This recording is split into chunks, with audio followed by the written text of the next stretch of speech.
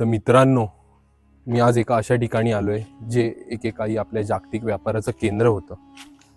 तर हे ठिकाण नेमकं कुठे आहे? तर मी आलोय सिंधुदुर्गातल्या निसर्गरम्य वेंगुर्ल्यात, जिथे आहे अत्यंत जुनी डच वखार. चला तर मग अनुभवूया या ऐतिहासिक वास्तूचा रोमांचक प्रवास.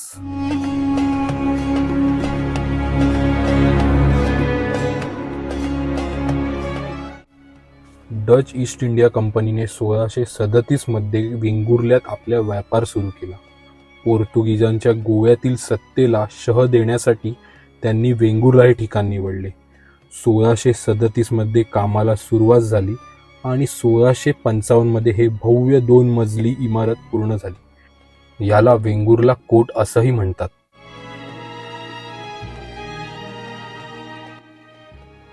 असं म्हटलं जातं की त्या काळी ही वखार बांधण्यासाठी सुमारे 3000 तोळे सोनं खर्च झालं होतं. तसंच छत्रपती शिवाजी महाराजांचे डचांशी व्यापारी संबंध होते. महाराजांनी आपल्या स्वराज्यासाठी शिवराई ही तांब्याची नाणी पाडण्यासाठी याच वखारीतून तब्बल 6 लाख पौंड तांबे खरेदी केले होते. महाराजांनी डचांना व्यापारासाठी संरक्षण दिले होते, परंतु त्यांना कोकणात पाय रोवू दिले नाहीत. या वखारीत महत्वाच्या काही ऐतिहासिक घटना देखील झाल्या. मुघल बादशहा औरंगजेबाचा बंडखोर मुलगा शहजादा अकबर याने आपल्या वडिलांविरुद्ध बंड केल्यानंतर काही काळ याच वखारीत आश्रय घेतला होता.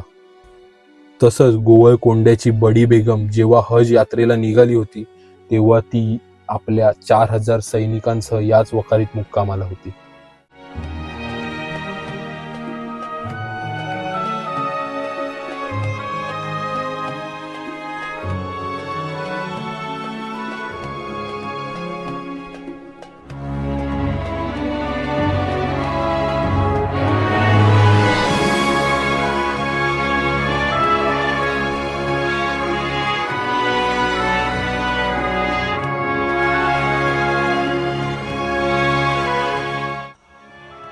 तर या वास्तू संबंधातली काही वैशिष्ट्ये तुम्हाला सांगतो.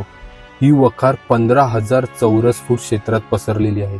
संरक्षणासाठी याला मजबूत तटबंदी, बुरुज आणि तोफा ठेवण्याची सोय होती. इमारतीचं बांधकाम हे युरोपीय पद्धतीचे असून भिंत चिऱ्याच्या आणि चुन्याच्या आहेत. वखारीच्या भोवती एक मोठा खदंग होता, त्यावर लाकडी पूल होता. शत्रूचा हल्ला झाल्यावर हा पूल वर उचलला जायचा. पण या ऐतिहासिक वास्तूची सद्यस्थिती तुम्ही पाहूच शकता. आज ही ऐतिहासिक वास्तू पडझड झालेल्या अवस्थेत आहे. पुरातत्व विभागाने याला राज्य संरक्षित स्मारक म्हणून घोषित केले आहे. प्रवेशद्वारावर आजही डच संस्कृतीच्या खुणा पाहायला मिळतात, मात्र देखभाली अभावी वास्तूचे अस्तित्व धोक्यात आहे.